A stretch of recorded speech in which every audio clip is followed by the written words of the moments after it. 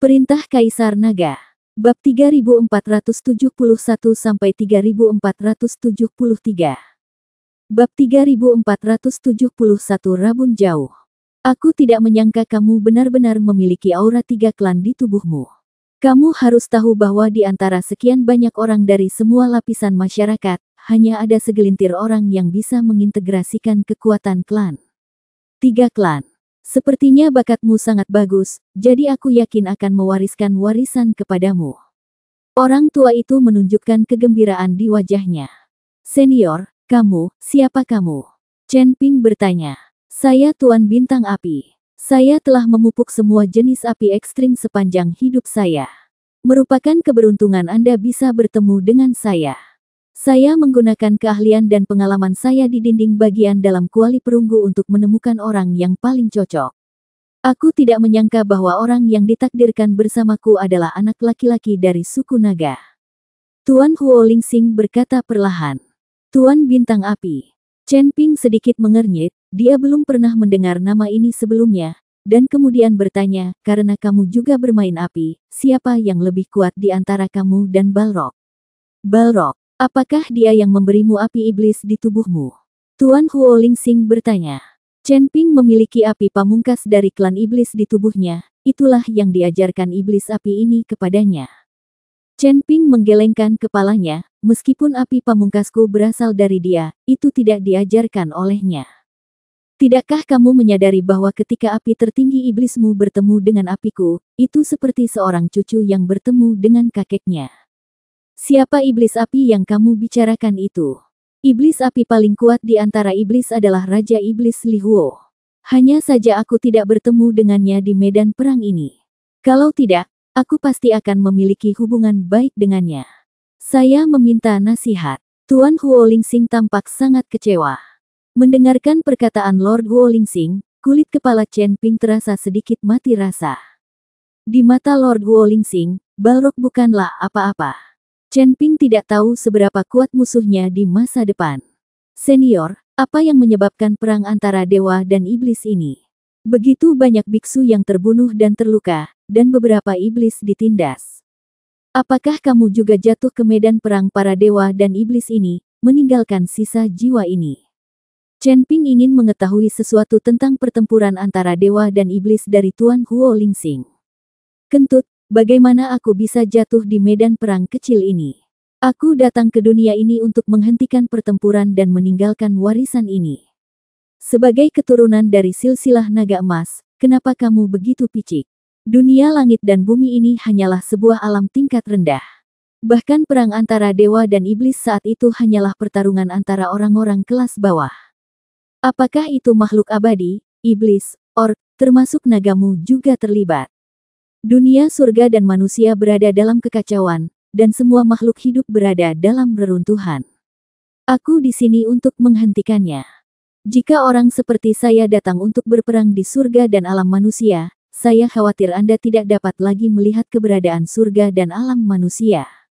Surga dan alam manusia pasti sudah lama runtuh. Perang antara dewa dan iblis menyebabkan runtuhnya lebih dari 3.000 pesawat dan dunia.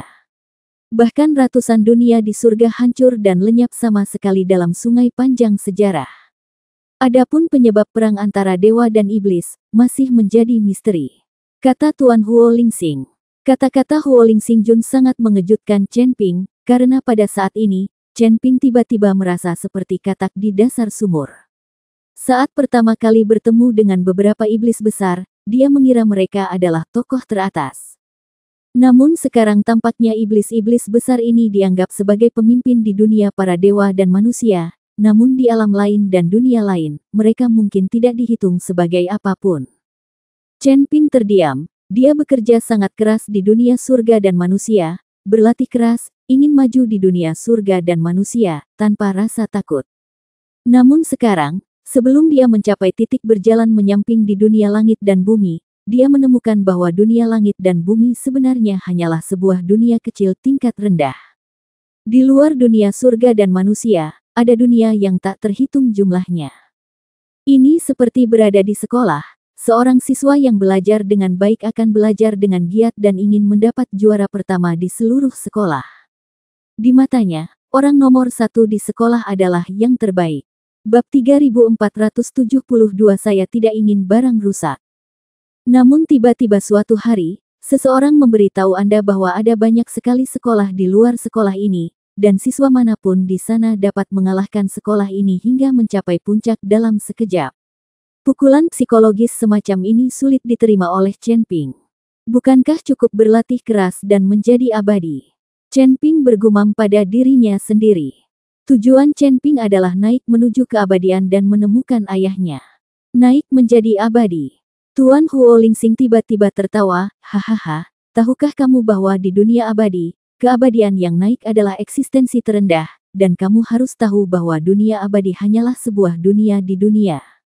Seluruh surga terbagi menjadi 36 surga, dan setiap surga memiliki dunia yang tak terhitung jumlahnya. Bisa dibayangkan, apa itu surga dan dunia manusia, dan apa yang abadi? Chen Ping tidak berbicara, ekspresinya menjadi sangat serius. Melihat Chen Ping seperti itu, Tuan Huo Lingxing tersenyum lagi dan berkata, kamu tidak perlu berkecil hati. Meskipun ada ribuan dunia, orang dengan bakat sepertimu sangat sedikit. Selama kamu tidak menyerah dan berlatih keras, kamu pasti akan mencapai hal-hal besar di masa depan. Jika saatnya tiba, kamu tidak bisa melupakanku. Aku bisa dianggap setengah dari tuanmu. Meskipun warisan yang kutinggalkan hanyalah metode abadi yang sederhana, itu sudah cukup bagimu sekarang. Tuan Huo Lingxing mungkin takut Chen Ping akan dipukul dan tertekan, jadi dia menghibur Chen Ping. Terima kasih, senior. Chen Ping mengangguk, matanya kembali dipenuhi tekad. Senior, apakah kamu menyegel medan perang para dewa dan iblis ini? Beberapa medan perang para dewa dan iblis di seluruh surga dan dunia manusia telah disegel. Chen Ping bertanya. Medan perang para dewa dan iblis telah disegel, dan orang biasa tidak dapat dengan mudah memasuki medan perang para dewa dan iblis. Lord Huo Lingxing mengangguk, ya, jutaan biksu dari segala jenis terbunuh dalam perkelahian antar suku saat itu, dan senjata magis yang tak terhitung jumlahnya serta berbagai harta karun tertinggal. Jika tidak disegel, dunia surga dan manusia akan menjadi tanah biadab. Meskipun harta karun ini bagus, namun juga merupakan hal yang memikat pikiran dan membuat orang saling membunuh. Senior, karena ini adalah medan pertempuran para dewa dan iblis yang telah kamu segel, ada sesuatu yang ingin aku tanyakan padamu, senior. Saat Chen Ping mengatakan itu, dia benar-benar mengeluarkan jamnya. Karena Chen Ping mencobanya berkali-kali, jamnya tidak berfungsi, tetapi Chen Ping tahu bahwa jam itu pasti semacam senjata waktu, tetapi dia tidak bisa menyalakannya. Selama krisis, telur makhluk roh digunakan. Tepat ketika Chen Ping mengeluarkan jamnya, Tuan Huo Lingxing bahkan tidak melihatnya, malah dia menatap dari dekat ke cincin penyimpanan Chen Ping. Chen Ping berkata dengan wajah bingung, senior, ini adalah cincin penyimpanan. Apakah kamu sangat menyukainya? Jika kamu menyukainya, aku dapat memberikannya kepadamu. Chen Ping mengira Tuan Huo Lingxing menyukai cincin penyimpanannya. Sial, apa yang kuinginkan dengan barang jelekmu itu?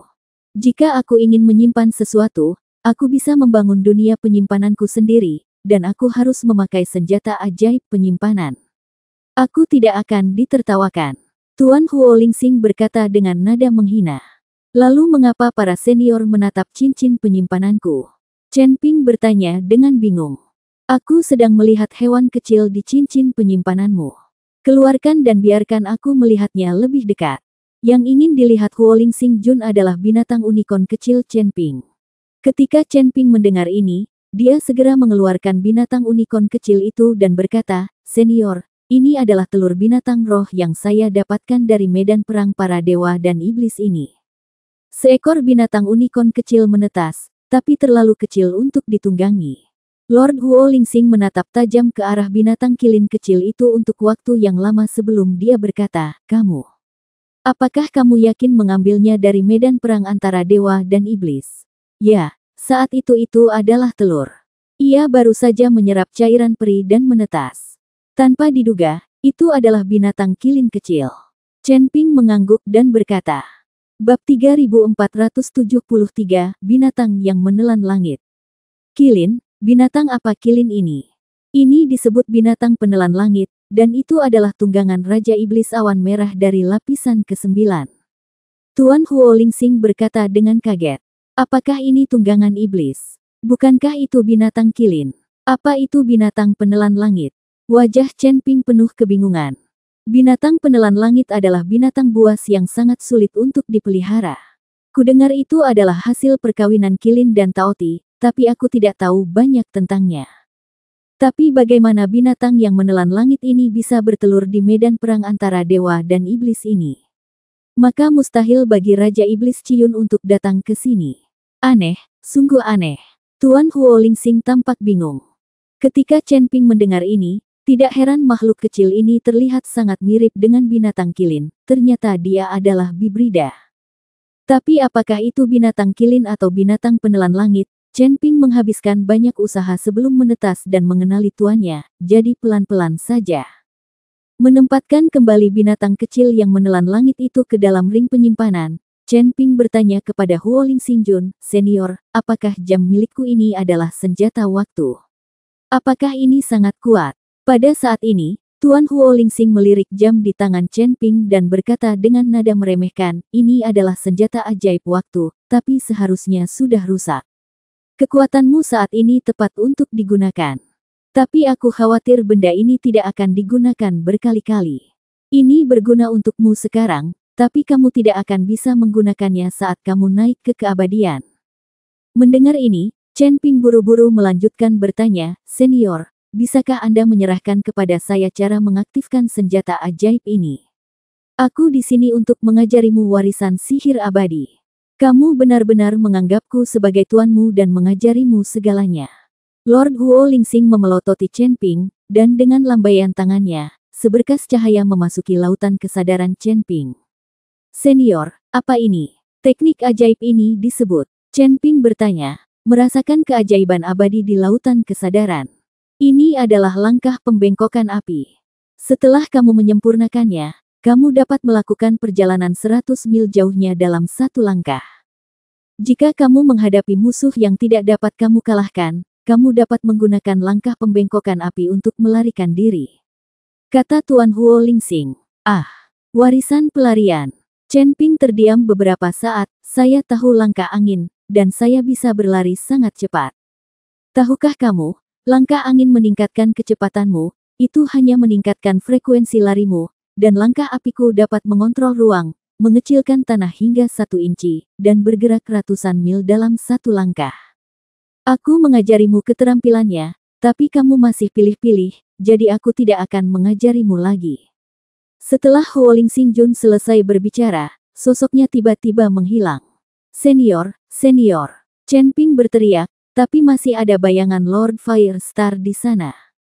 Chen Ping melihat bahwa dia masih berada di dalam kuali perunggu. Dinding bagian dalam kuali perunggu sangat halus, dan tidak ada keterampilan yang terukir di atasnya. "Sial, apakah ini mimpi?"